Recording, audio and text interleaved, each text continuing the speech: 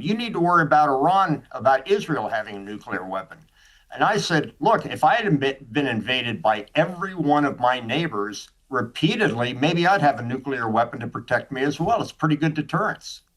Well, that's what's happening to Iran right now. So by your logic, Iran should have a nuclear weapon to deter Israel from invading it. I mean, you just said it. You said if you get invaded by your neighbors, like Iran is getting invaded by Israel right now, you would logically want to have a weapon of mass destruction. Now, I want to answer the questions you said. Piers, I didn't know I was coming on the Cenk show. Hey, welcome back to the channel, you beautiful debate junkies. Grab your seat, because this one got spicy. Today, Piers Morgan brings on Cenk Uygur, alongside a panel of military and foreign policy heavyweights, including General Mark Kimmitt and Lieutenant Colonel Chuck Devore, and the topic is the explosive question nobody wants to answer head-on. Why does one country in the Middle East get to hold nuclear weapons in silence, while another gets bombed over the mere possibility? Cenk comes in swinging on the double standard. The panel pushes back hard, and at one point a guest builds the entire case for the other side without even realizing it. Trust me, you do not want to click away early on this one, because the moment everything flips happens right when you least expect it, and it is absolutely worth the wait. And while you're here, do me a quick favor and drop a comment letting me know what city or country you're watching from.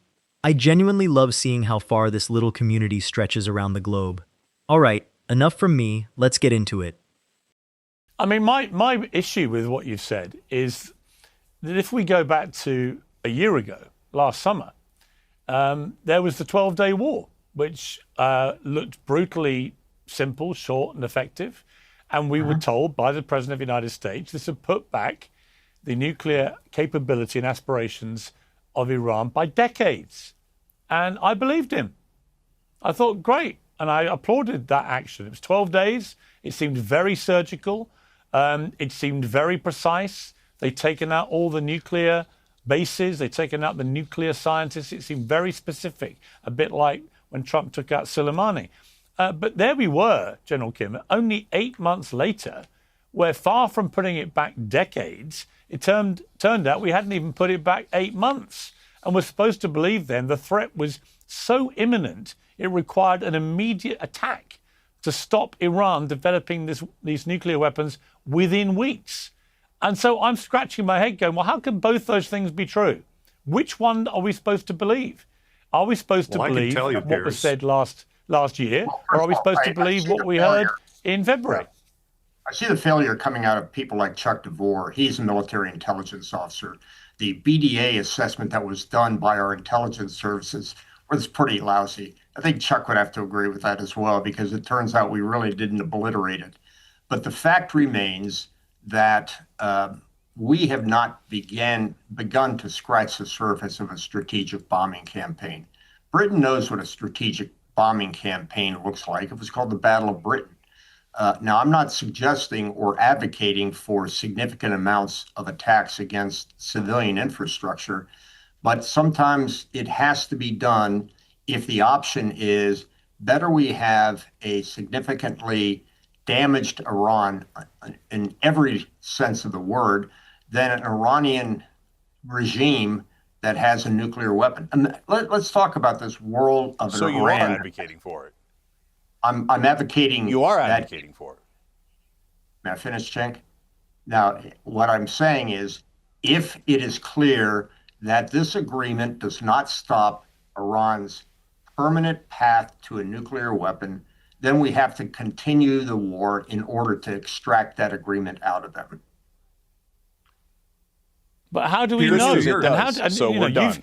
Well, hang on one second, Jay. I mean, General Kimmitt, my response to be, you've repeatedly said you wouldn't trust the Iranian regime as far as you could throw them. According to this leaked agreement, they're going to get $300 billion, in fact, $325 billion.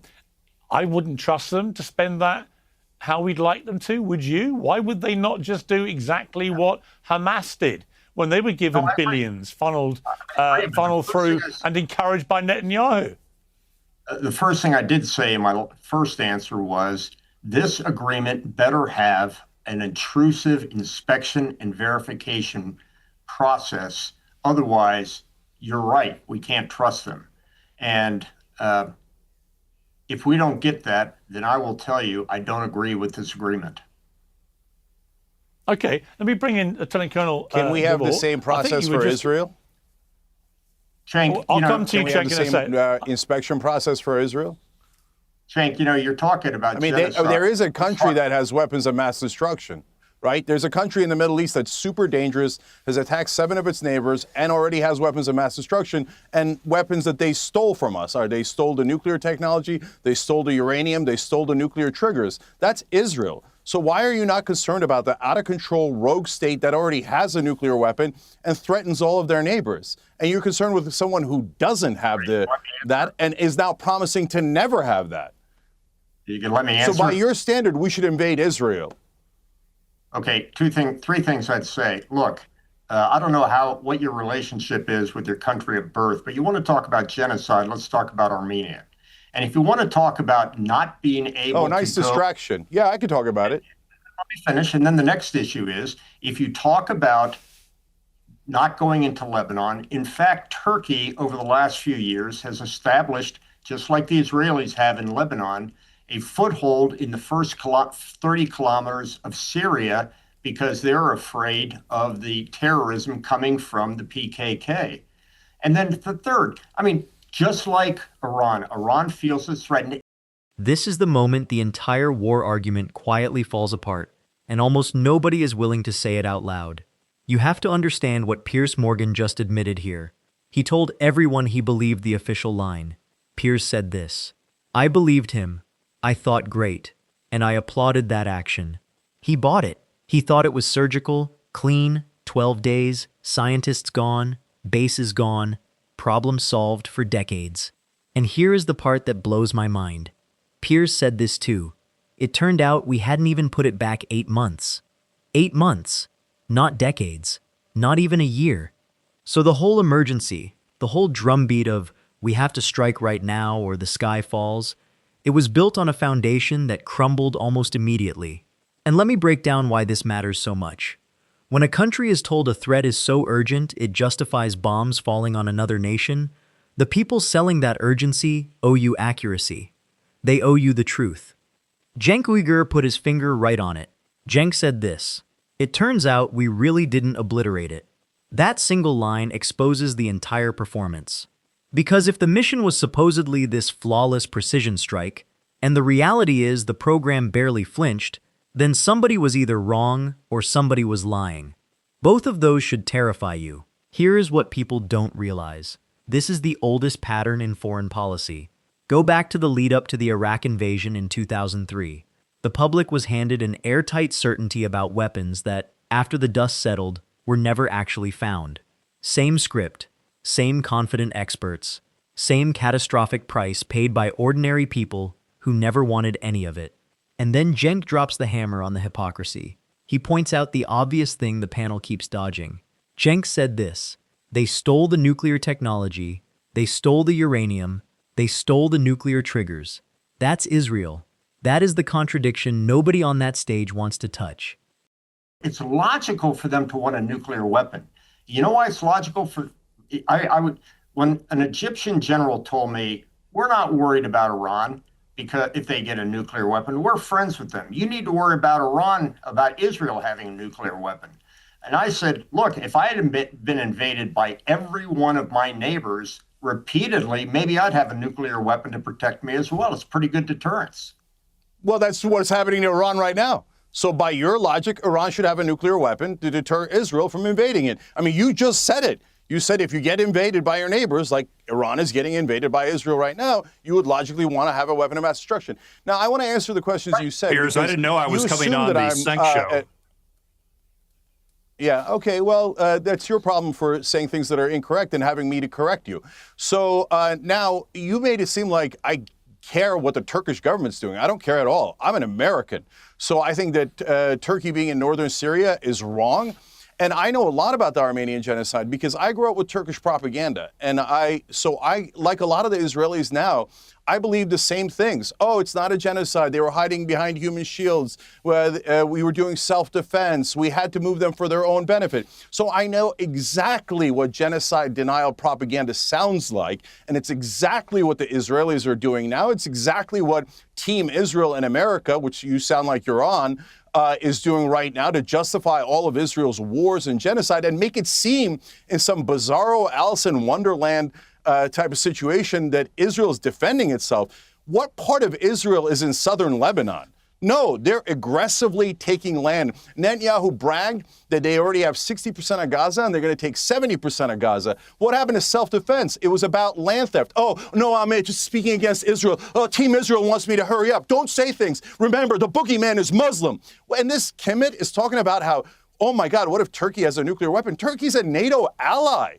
So you have a problem with a NATO ally being stronger, but you don't have a problem with a deeply hostile state like Israel that has attacked 7 of its neighbors, that has taken their land, having a weapon of mass destruction that they stole from us, and lording it over the Middle East. You know, they call this Team America, brother. We got no interest in Israel stealing southern Lebanon. Let's get the hell out of there. We have no interest in murdering Iranians on behalf of Israel. Let's get the hell out of there. And is anybody talking about gas prices, the food prices, affordability? Nobody cares about American citizens. You're all obsessed with Israel. Cenk, you talked about a lot of things, so let me just go to some of the other guests. Lieutenant Colonel Devore, I want to take you back to I think, a Sidewinder missile which came your way from General Kimmitt. Or unless I misheard him, I think he called you lousy. I say American intelligence is lousy. Yeah. That's what we do with all of our intelligence officers. We beat them up repeatedly because they're not clairvoyant. This is true. This is true. No, I'm all for panelists going after each other, but I've had a good old military two-way like this for a while. But look, to that point, though, a few big points that have been made that I really think need to be responded to. Okay, so first of all, about the urgency of this operation after Midnight Hammer. Iran was rapidly adding to their ballistic missile inventory with the help of the People's Republic of China. The fear was that they were very quickly going to reach the point beyond which they would be able to saturate the anti-missile defenses of the region, Israel and the Gulf Arab allies, as well as any U.S. anti-missile platforms in the region. Once they got to that point with over 10,000 ballistic missiles, which they were rapidly approaching with China's help, the fear was they would reach a point of invulnerability where any sort of effort to try to prevent the reassembling of that nuclear program would be met with mass casualties throughout the Middle East. Oh, this is the part where the general walks himself straight into a wall, and he doesn't even see it coming. Mark Kimmitt is trying to explain why deterrence makes sense, and he tells this whole story about getting invaded. Mark said this: "If I had been invaded by every one of my neighbors repeatedly, maybe I'd have a nuclear weapon to protect me as well." And the second those words leave his mouth, the trap is already shut. Because Cenk pounces with the cleanest logic you will ever see on live television. Cenk said this: "So by your logic, Iran should have a nuclear weapon to deter Israel from invading it. I mean, you just said it. You have to appreciate how devastating that is." Mark built the case for the other side without realizing it. He laid out the exact reasoning a smaller, surrounded country would use to justify a deterrent, and then acted shocked when it was pointed right back at him. That's not Cenk twisting his words. That's Cenk holding up a mirror, and the only escape route the general could find was to complain he wasn't prepared. When your best defense is, "I didn't know I'd have to defend this," you already lost. And here is what really gets me.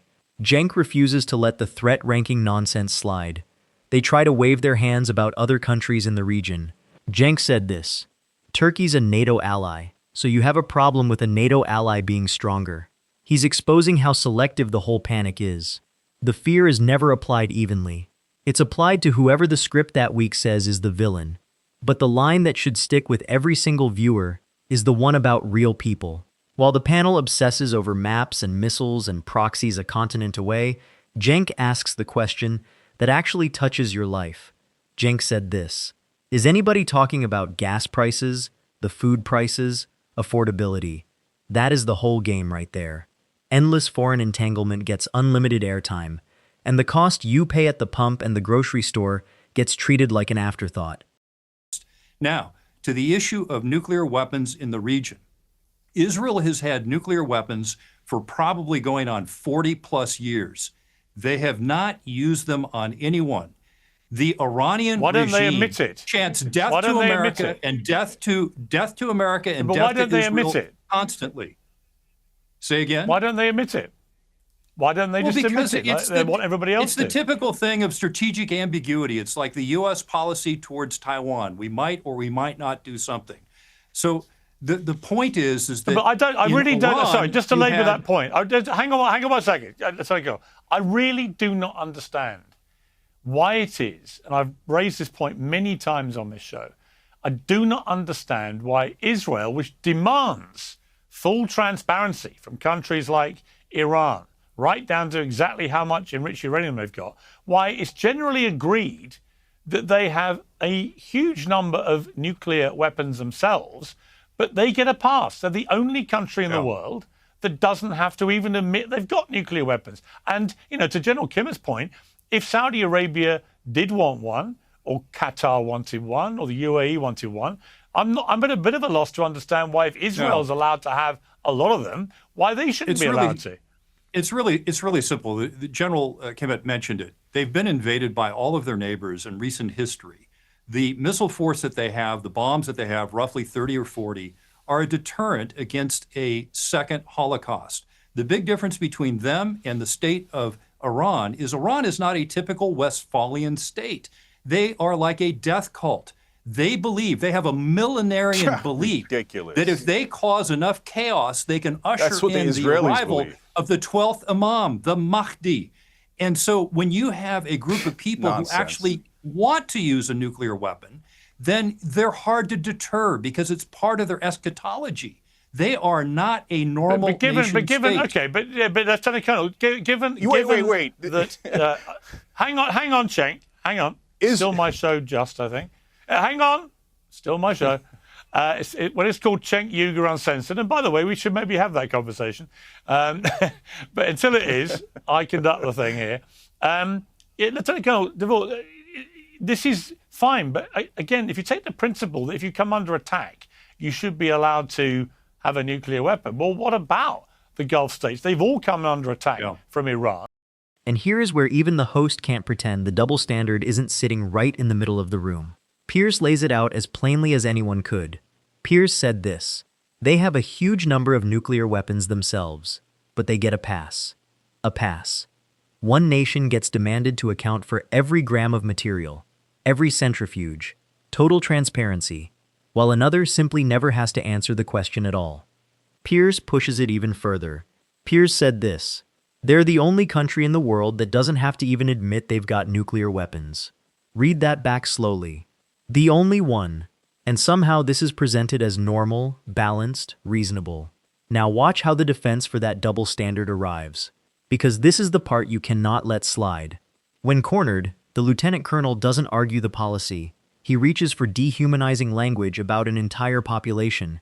Chuck said this: Iran is not a typical Westphalian state. They are like a death cult. And that is the trick that has justified every reckless intervention in modern history. You strip the humanity from millions of people, you paint them as irrational and beyond reason, and suddenly any action against them feels acceptable. It's a rhetorical sleight of hand, and it's as old as war itself. Here's what people genuinely don't understand. A deterrent is a deterrent no matter who holds it. The entire logic of these weapons, going all the way back to the standoff between the major powers in the last century, was that nobody uses them star alerts, because everybody knows the cost. You can't claim that one country's arsenal keeps the peace, and another country wanting the exact same thing is an existential horror, unless your real position is simply that some nations are allowed to be secure and others are not. That's what Cenk dragged into the daylight on that stage. Not a defense of any regime, but a demand for one standard applied to everyone. And the panel of so-called experts couldn't meet that demand, so they reached for distraction, dehumanization, and unprepared excuses. Little old civilian Piers turned out to read the situation better than the credentialed insiders, and that should tell you everything about who's actually been honest with you this whole time. So what do you guys think of this? Leave your thoughts down in the comments, please like and subscribe, and I will see you in the next video.